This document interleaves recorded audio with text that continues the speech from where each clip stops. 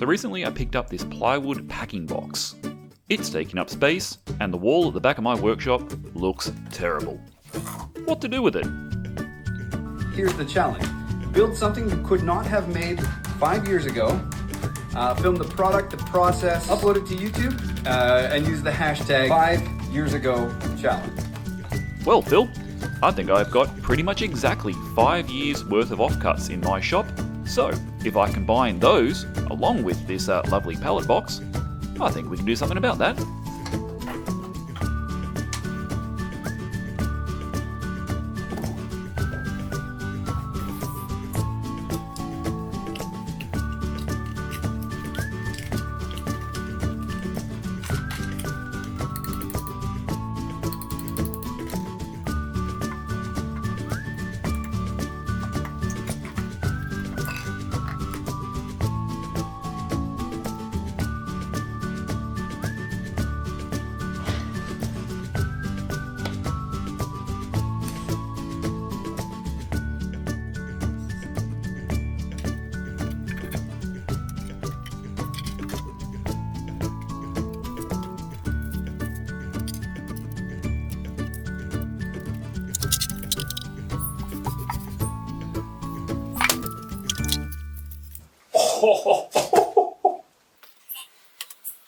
Jeebus, what the hell am I supposed to do with this?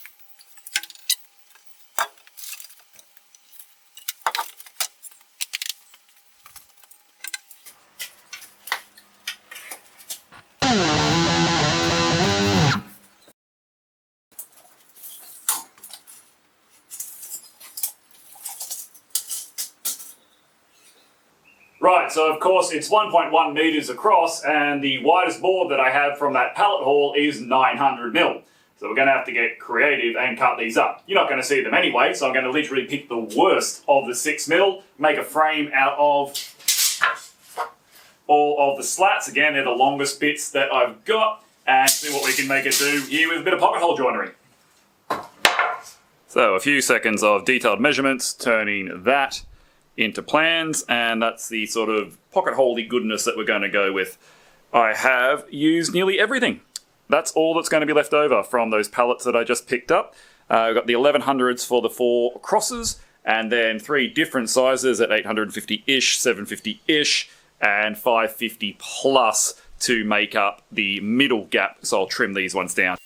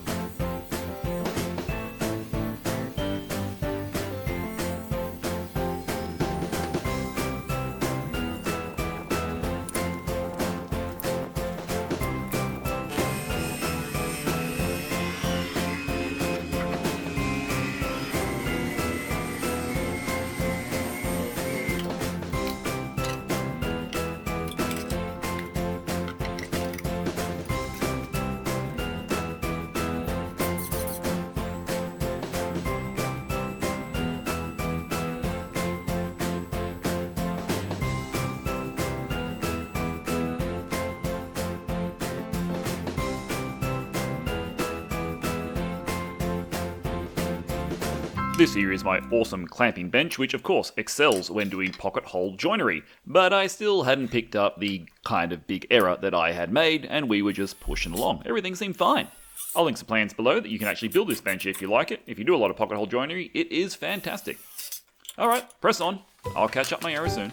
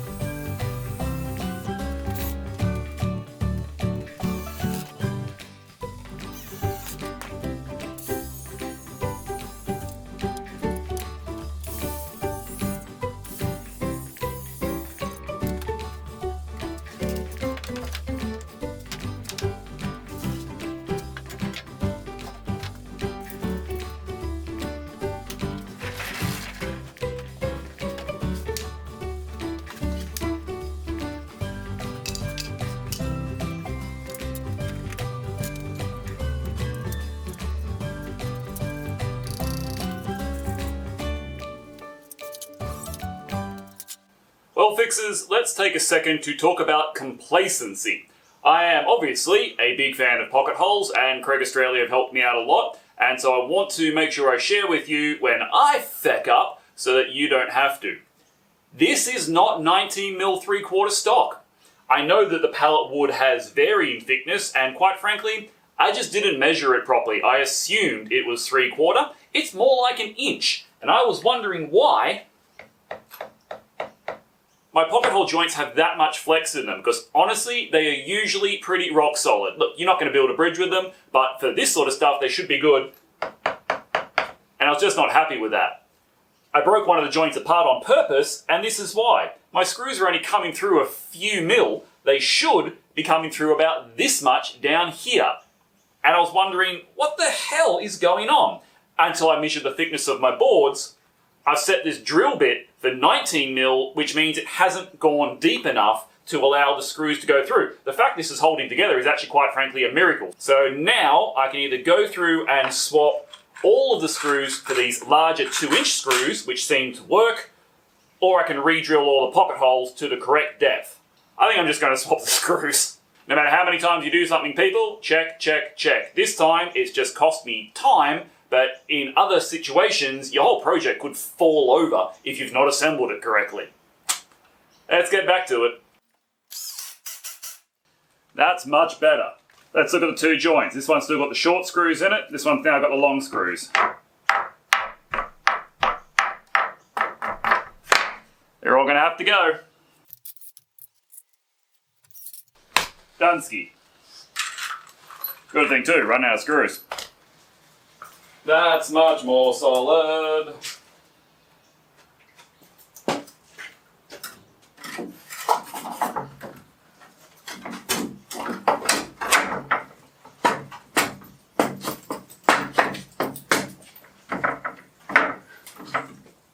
Gold.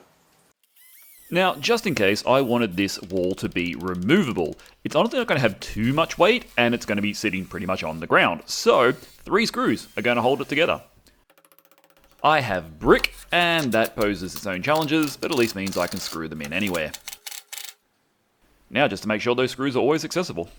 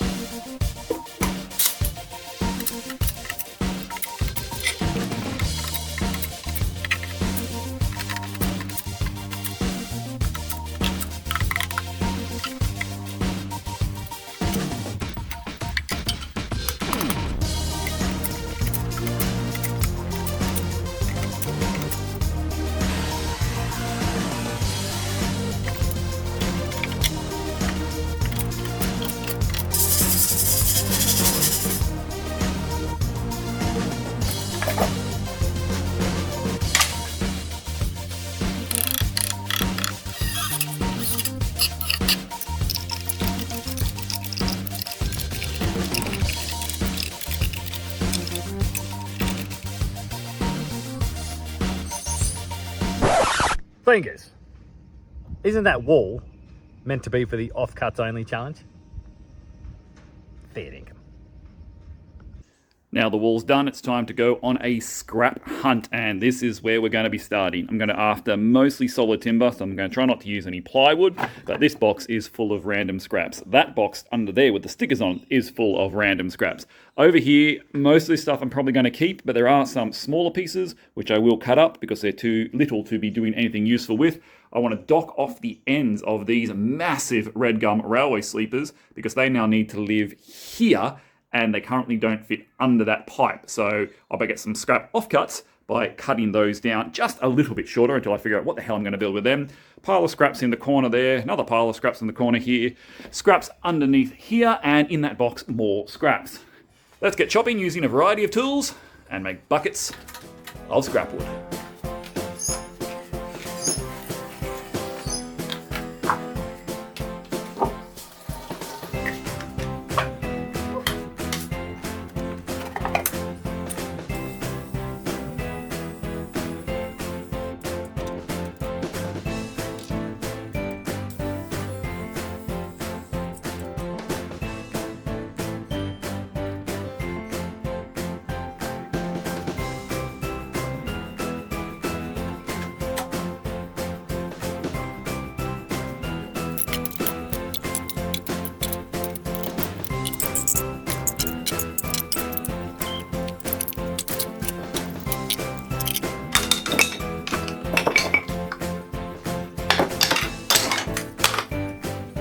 And just when you think you're done, more offcuts.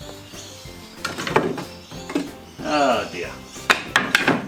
At least I should have enough. Yeah, it's my old drum sander.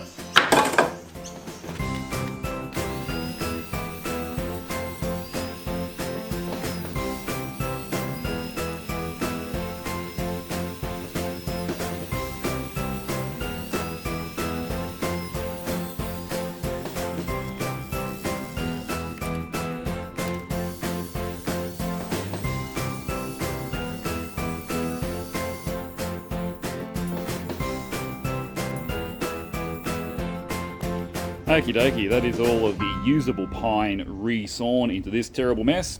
Yeah, the next video is going to be hooking up the dust extractor, because that's just ridiculous. Here are the bits that I've got. So most of this pine in Oregon, because it was soft enough, I've re-sawn it down to about 12mm, and that'll just make my life a little bit easier. Got me a bit extra stock. What do you do with the offcuts of the offcuts, though? I don't know if they'll make it onto the wall. They're all like super thin or short or otherwise manky. They might be good for plugging gaps. Now I'm going to move on to the hard, light-coloured woods. That is my Tassie oak. These are all from Common Wood Co, by the way. Great little furniture maker in Sydney. Oh yeah.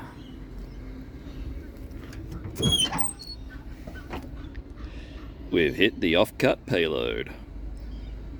Thanks, Pete. And then I've got the darker coloured woods, which again, I will try and leave at their nominal 19mm thickness, because I am not resawing bloody spotted gum. This stuff is murder on the tools. I'm going to be lucky to be able to cut it in half, let alone get it any thinner. All right, next step, the fun part. Tacker, tacker, tacker, tacker. But first, I've got a lot more cutting to do. For you, it'll be in a few seconds.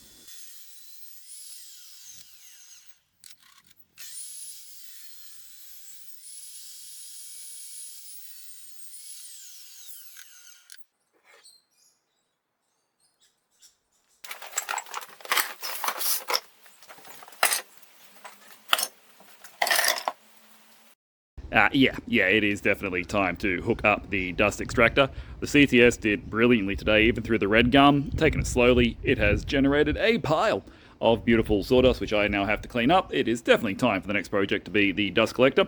Speaking of Carbotech, this here is available from them, and so far I've been running it for nearly a year now, and it hasn't let me down. Yes, she is a little bit expensive, but if you look at my video on that, you'll see why I chose it rather than some of its competitors on the market. Yeah, filming life, Scrapwood life. Let's grab the nail gun, and hey presto, this stuff up.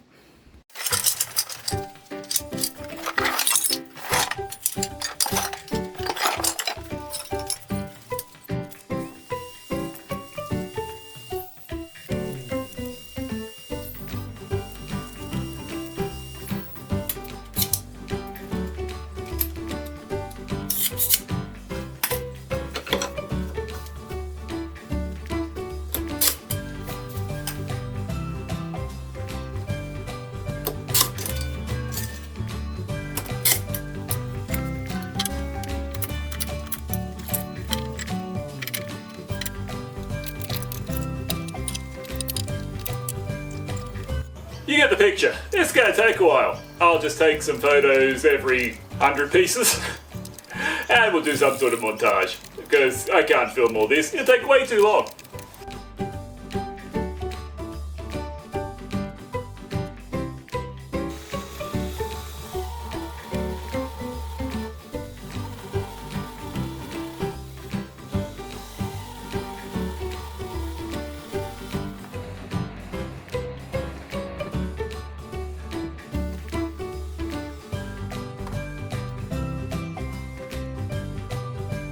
So this particular time lapse I set for exactly 1 hour. And if you watch closely, you'll see how little I got done in that time. I think the whole wall took somewhere between 4 and 5 hours all up of cutting, measuring, and fitting the scrap, trying to leave as few gaps as possible, which I would then have to come back and plug later. Luckily, I got a little help. Okay, there we go. If you call chiming in, sticking one piece to the wall, graffitiing it, and walking away help, love you, wifey.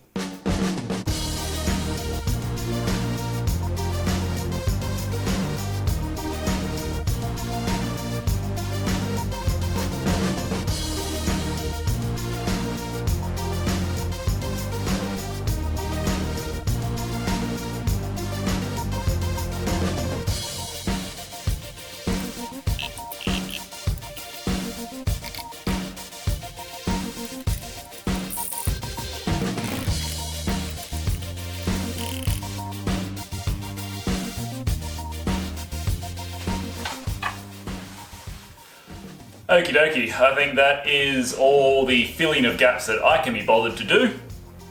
It looks pretty good. It is scrapwood, it was all completely random bits of crap, so there are going to be holes, but that's why I use the nice plywood in behind, so that it forms part of the wall too. Do I sand it at all? Let's see!